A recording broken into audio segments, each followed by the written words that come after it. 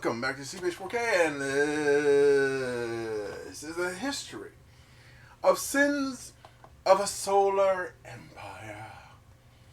Before I would have probably done something on the trailer, but I feel like the trailer was so quick and to the point. It was like sweet.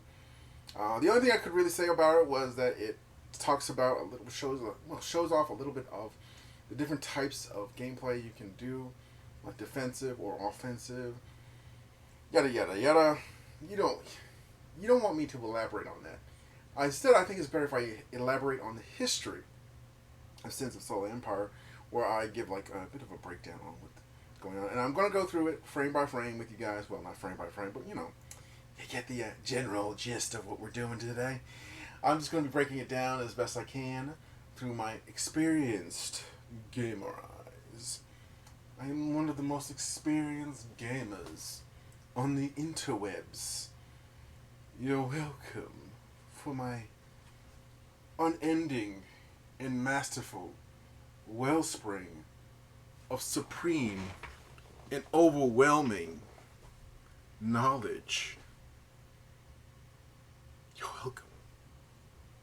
But before we begin, also in the trailer, I think it was like showed planet rotation. Not rotation, but over time, all the things would move in the galaxy. Like things move in the galaxy, planets rotate around the sun, so sun rotates, and blah blah blah blah.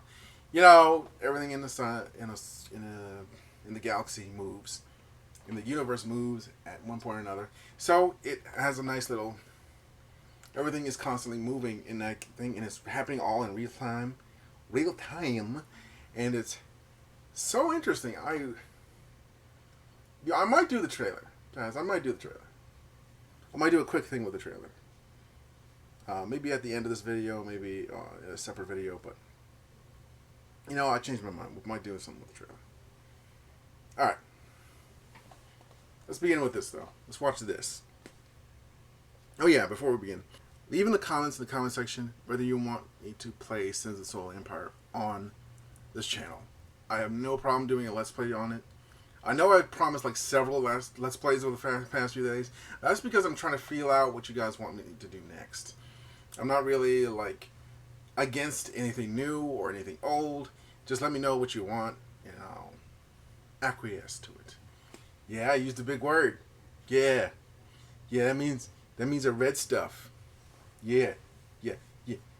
Are you intimidated by my words? Alright guys, alright, I had enough fun. Let's just go.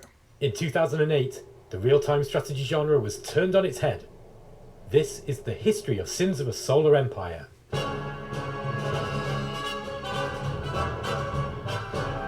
Nice visuals. This is actually a really fun game.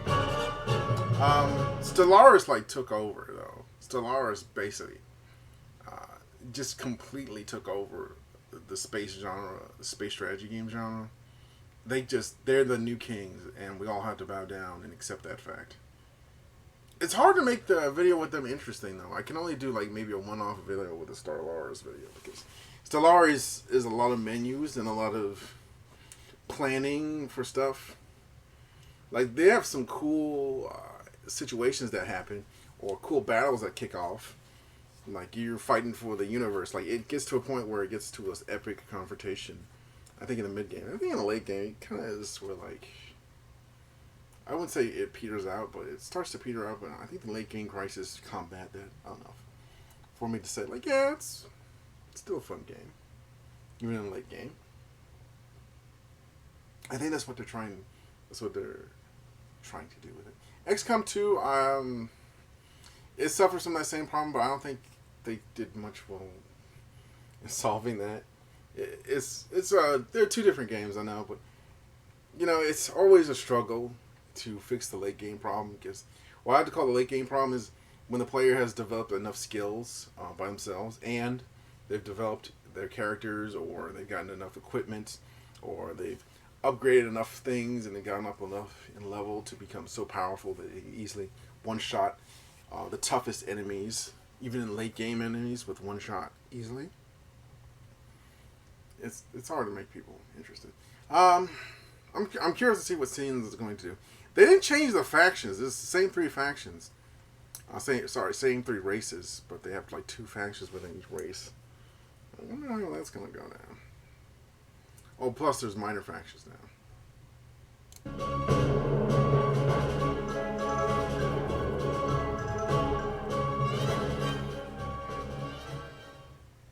The real-time strategy and 4X genres of PC strategy games share their inception in the early 1990s, with Westwood's Dune 2, The Battle for Arrakis, and Sid Meier's Civilization releasing in 1992 and 1991 respectively.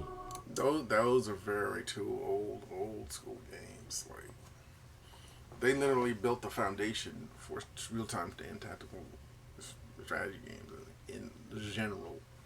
Like, without those two games, this entire genre would not exist. That's how important they are. A moment of respect. Despite the rather inaccurate title, RTS games don't feature much strategic level gameplay and are instead focused on real-time tactical battles, while 4X were turn-based empire building games on a strategic and operational scale, occasionally featuring turn-based tactical combat for battle resolution. As the 1990s progressed, both genres evolved and began to share ideas and gameplay elements with one another. But with a couple of late 90s progressed, both genres evolved There it is. and began... This is Syndicate. Now, some of you don't know what Syndicate is, but it's essentially like somewhat like XCOM, but more in real time, sort of like Alien Dark Descent, where you're upgrading your guys and sending them on missions to basically do stuff. I never played Syndicate, but I did hear enough about Syndicate over the years. I might get my hands on that sometime in the future. Don't know. Began to share ideas and gameplay elements with one another. But with a couple of notable exceptions, there was scant few genuine RTS 4X hybrid games until the arrival of Sins of a Solar Empire.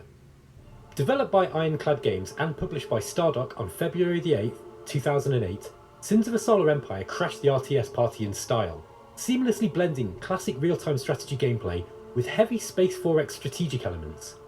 From Battle Commander to Emperor, and whether maneuvering single ships or ordering the construction of vast fleets, the player had total control over every aspect of this ever-escalating conflict from top to bottom. Sins ramped the scale up from the single battlefield typically featured in a classic RTS to a whole sector of star systems, a scale more closely associated with Space 4X, and traded the usual rapid action per minute micro-heavy gameplay of past genre favourites for a more steady and strategic approach to achieving victory. Sins of a Solar Empire tells the story of the Trader Emergency Coalition, or TEC, and their desperate defense against two dangerous enemies, the mysterious Visari, an alien species escaping a terrible existential threat and forced into a hostile migration into... They're trying to run from the Reapers. Like, this is a very simple story, but honestly, simple stories do best, in my opinion, because simple stories, you don't have to elaborate, and you don't have to really, focus too much on the nitty-gritty details. You just have to go in with a sort of like, yeah. They're trying to escape this bad guys, and they came in here, so they got to take some of the space, just so they can live. And the TEC is basically trying to keep everyone out because this is their territory, and that's not that complicated, but at the same time, there's so much you could do with that. There's so much flexibility with that. Trader-controlled regions, and the return of the... And once you start to elaborate, it starts to get really... Advent, a technologically advanced transhuman species previously exiled from their homeworld in millennia past by the TEC's predecessors, the Trade Order. Sins ensued the RTS tradition of the campaign, a series of storyline-linked maps played out in sequence, instead focusing on larger-scale maps with a longer playtime. Pacing can be slower than RTS games that rely on APM, allowing players more attention space to focus on both the operational and strategic aspects of the game. With the unique ability to seamlessly move around the entire 3D map and rapidly zoom into tactical play, Sins was able to give... Yeah, you were connected to gravity wells. And these gravity wells, you would engage in battles there. I mean, there's certain lanes, like asteroid fields. You can do battle in an asteroid field, but you cannot do battle in the lanes of hyperspace that connect all the various points. in the galaxy you're fighting in. So you would have to sort of plan out where your attacks would go, set up good bases to defend it. Like if it's like a very important world that produces you a lot of money, a lot of resources, and you build a lot of important equipment there, like ships, like your big ships, then it should be guarded with either a fleet or with a starbase, and like a fleet that's standby, a smaller fleet that's standby. Like it seems kind of simple the way I'm telling you, but there's a lot more to it than that, because while you're spending resources building up defenses, your enemy's spending resources to build an offensive force that will take over your area. Players fine-tune control of the action. So it's kind of like a In balance. a typical game of Sins of the Solar Empire, each player starts out with a single homeworld and the goal of eliminating their opponents. Fleets of warships are constructed to project power out into the sector, sending scouts to explore planets and other factions. Technologies are researched, and new Sometimes the simplest solution is the best solution. worlds are added to the Empire. Once neighbouring neutral planets have been colonised, rival factions eye one another's territory, looking for weak spots to exploit. Fleet combat and planetary bombardments follow, with truly enormous numbers of capital ships, frigates, and cruisers all taking part to take down well-defended enemy systems. Yeah. All fleet action takes place in the gravity well surrounding each planet, with planets acting as nodes connected by phase lanes, with each gravity well just one of many potential battlegrounds for fleet combat.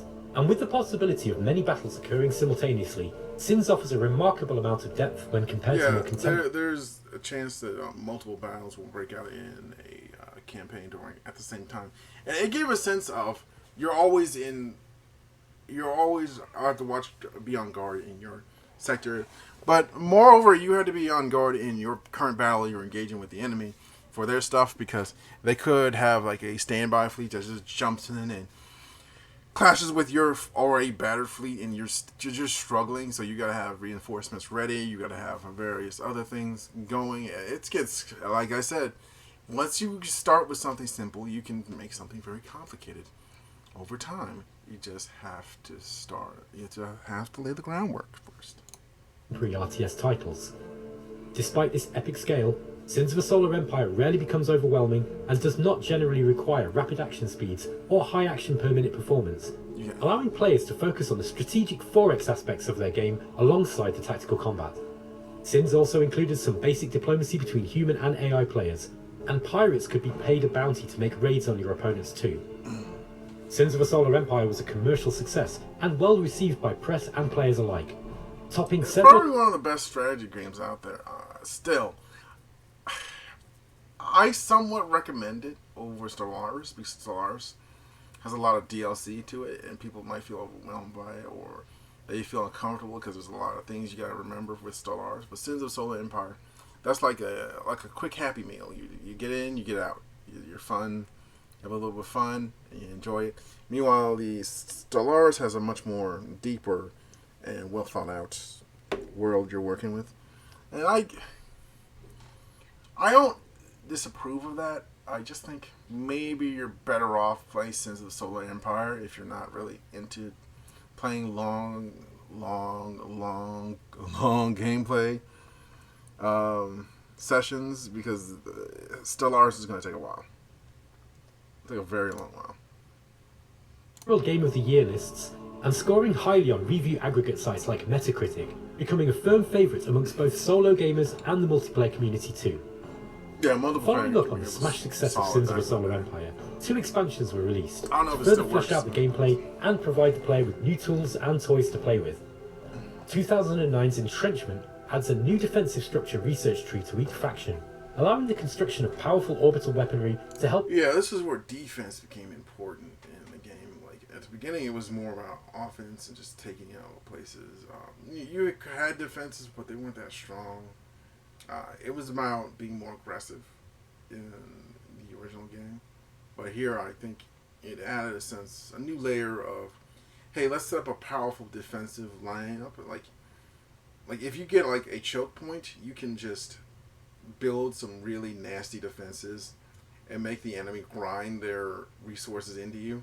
And then when they're grinded down a little bit, you just send an all-out attack into their territory, and you will easily, and I repeat, easily take them over if they're drained. Oh, also, you can have pirates attack for you. Yeah, I should probably mention pirates. Yeah, there's a bit of a bidding war, and whoever wins the bidding war, they send the pirates on an attack mission on somebody. And if it's you, well, I'm so sorry about your bad luck. But when it's somebody you're at war with, and they're pretty close to like overtaking you, and they get hit with a pirate attack that weakens their infrastructure long enough for you to recover and mount a counteroffensive, like, dude, that is some of the best parts of that. Oh, do you know how much fun that is? Yeah. This is making me want to play Sins of Solar Empire again. But let's help deter raids and defend colonized systems. Most notably, the expansion saw the introduction of the mighty Starbase, incredibly tough and deadly orbital fortresses that can take on whole fleets by themselves. Yeah. It also provided players with new structure-destroying warships to blow all this stuff up with too. Yeah. A second expansion titled Diplomacy followed a year later, expanding upon the existing diplomatic system to allow players to set one another missions, trade resources, and send out diplomatic envoy cruisers to improve relations. Relationships between players were more accurately calculated, with AI factions taking many factors into account when deciding their strategic moves. New research options added pacts, powerful bonuses that are applied to both factions in an alliance, and offering much diplomatic intrigue and epic acts of treachery and skullduggery to the most conniving of gamer. Alongside Diplomacy, the base game and both expansions were combined and released as a single game titled Sins of a Solar Empire Trinity.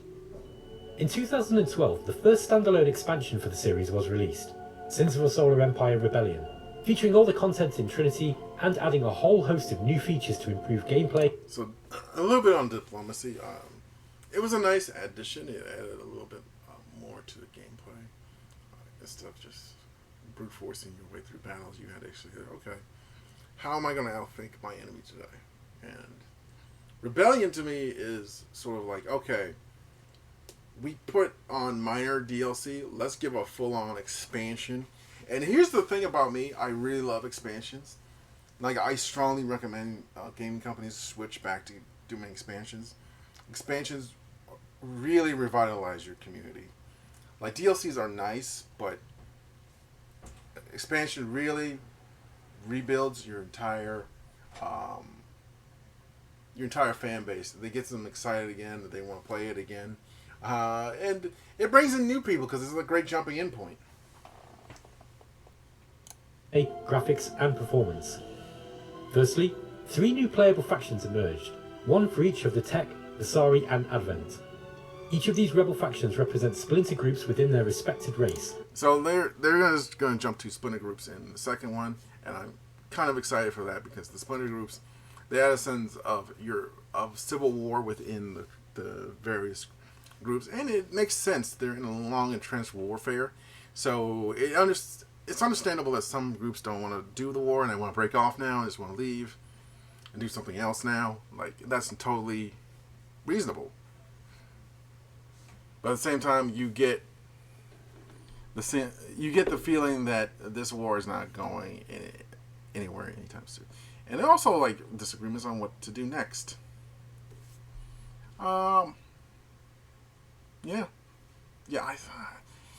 This game has so many cool aspects to it. I'm surprised Stellaris is here. That's why it's not Dissatisfied with the running of the war as in popular as space, it used to armed be. with their own motivations and seeking their own goals separate from the loyalists they have broken free from.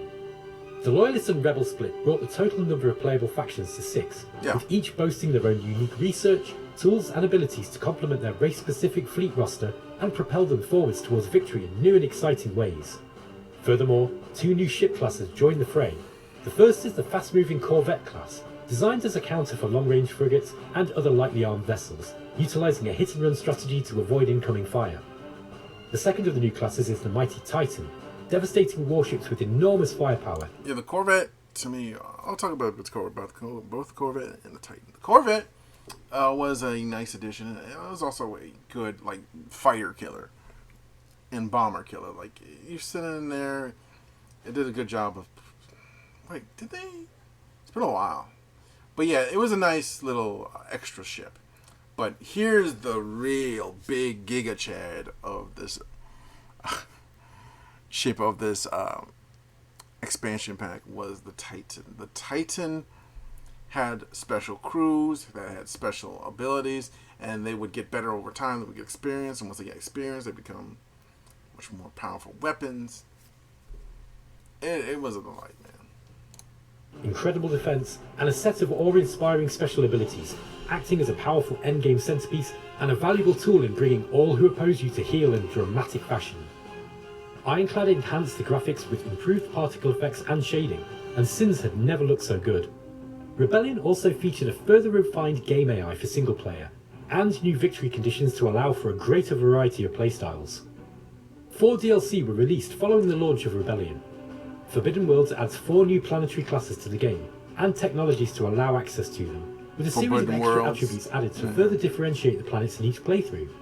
Next, Stellar Phenomena introduced new star types, space anomalies, and random events that highlighted just how dangerous space itself can be. Finally, Outlaw sectors and minor factions both added in more detail and depth to the game's NPC antagonists, to shake up the early and mid-game portions of a match.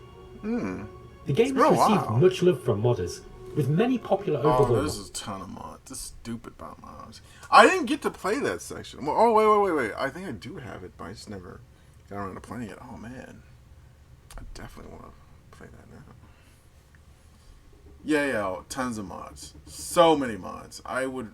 If you're a fan of mods and you're a fan of space franchises and shows and movies and whatever, get Sins of Solar Empire and just download one of these from ModDB. Mods that dramatically. Yeah, I strongly recommend you get some mods for this game.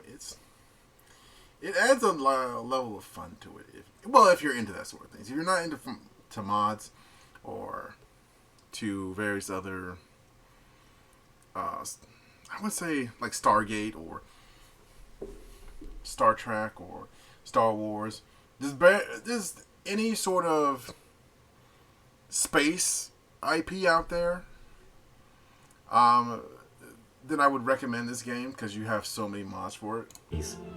Over a decade you have a ton of mods release, for Stellaris too. Sins of a Solar Empire Rebellion is still a great game and has a thriving multiplayer community that has not diminished over the years. Really? A rare feat indeed, and can hold its head proud even amongst some of the most legendary games in the RTS genre.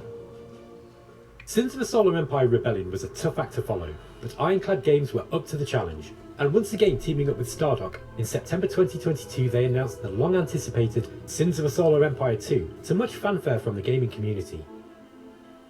5 years have passed since the events in Sins of a Solar Empire Rebellion, and with the Visari almost paralysed with dread and desperate to exit the sector, the war in tech space rages on like never before.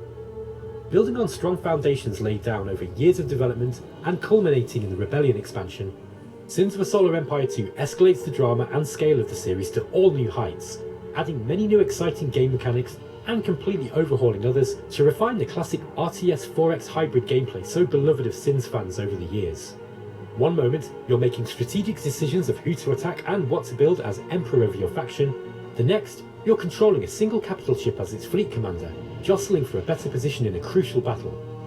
Sins 2 increases the detail of the simulation at both ends of this spectrum, while simultaneously providing innovative tools to make it much easier to play. Increases the detail of the simulation at both... Really? Okay, let's go back here.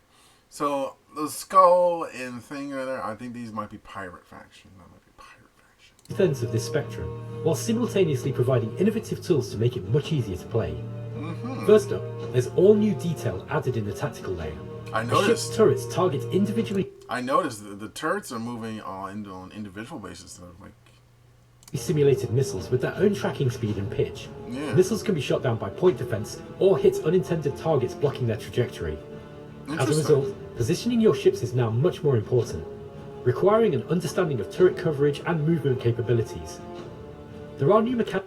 I actually kind of like that. That adds a sense of, in the Total War is an example of this, where you have to have certain positionings, and you have to maneuver your forces in a certain way in order to make them useful. Like for instance, cavalry can move very quickly, so they're always good at taking out archers or moving in flanking, hitting somebody from the back or sides, causing extra moral damage and leadership damage, if you will, and causing a bit of damage on their health and models, just killing a bunch of people in the unit, and then you can cycle them out, and then cycle back in, and you just keep doing that till their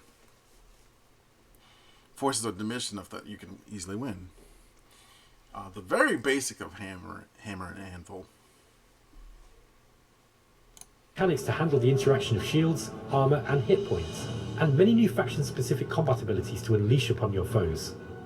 In a groundbreaking new feature intended to keep players on their toes and add a new dimension to the top-level strategic game, Sins 2 here's what I was talking about the orbiting. Introduces an optional feature called Orbiting Planets, where the worlds on the map gradually shift along their orbits, closing off previous phase lanes and reconnecting them to different planets as the game develops.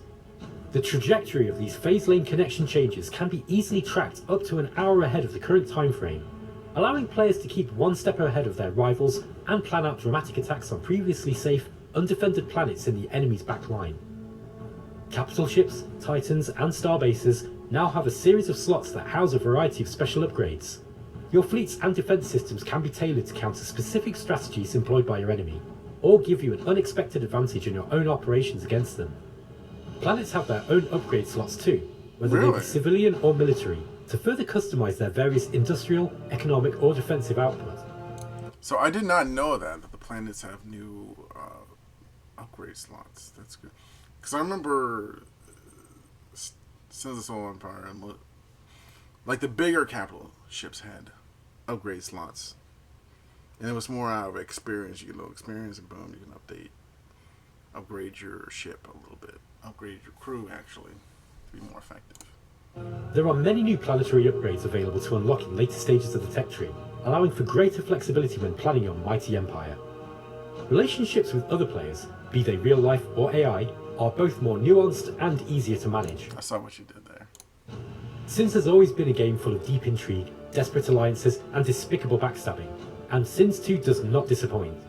Adjustable ceasefire timers, extended alliance options, and the ability to demand or offer planets as tribute add great strategic depth to diplomacy, as players form plans within plans to dominate all around them. Sins 2 is now 64-bit, with multi-core processing, and it utilises all available cores as the game runs too, with a huge improvement in graphical fidelity and performance, and games are more detailed and larger than ever before.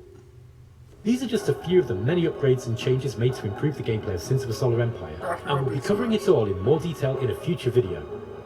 With its unique blend of RTS and 4X gameplay, Sins of a Solar Empire has staked its claim as one of the most original and enthralling strategy games of all time, standing shoulder to shoulder with other giants of the genre. Sins of a Solar Empire 2 aims to catapult the series even higher into the stars. So buckle up, we're just getting started. Alright, Buttercup, buckle up. Should have ended it with that. I guess that would have been a little too aggressive. Anyway, all I say is, let me just fall back a little bit. Yeah, end on that. Yeah. This was a good little video. I hope you guys enjoyed it. Thank you so much for stopping by. If you could hit the like button, subscribe to the channel. I do a lot of tactical and strategy games, and I also do RPG games. My favorite is XCOM 2. But I'm always looking for some new stuff to play on the channel. If you want to suggest something, go ahead and put it in the comments. I'll be more than willing to acquiesce to it. I'll catch you guys in the next one.